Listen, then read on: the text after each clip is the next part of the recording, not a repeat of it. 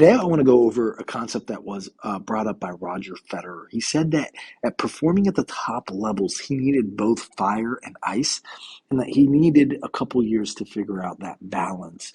And so, fire is that relentless drive, that motivation, that intensity, that desire to win in the game.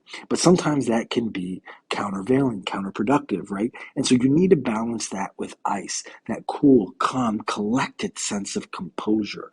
How to go from really scoring an impressive point to balancing that with a sense of realism, right? And so your job on any exam is to do much of the same.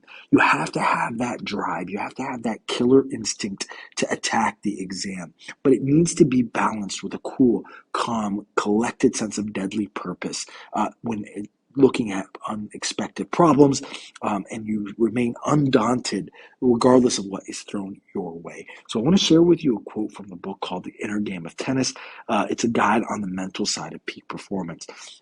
It talks about the player of the inner game comes to value the art of relaxed concentration above all other skills. He discovers a true basis for self-confidence, and he learns that the secret to winning any game lies in not trying too hard. He aims at the kind of spontaneous performance which occurs only when the mind is calm and seems at one with the body, which finds its own surprising ways to surpass its own limits again and again. Moreover, while overcoming the common hangups of competition, the player of the inner game uncovers a will to win which unlocks all his energy and which is never discouraged by losing. So here you see that again, the combination of fire and the calmness, the composure, and not trying too hard, a state of relaxed concentration. That's what you're trying to achieve on these exams.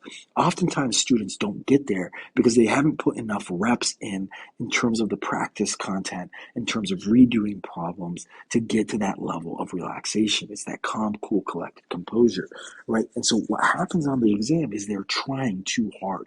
They're trying to solve the problems then and there as if this is the first time ever that they've seen it.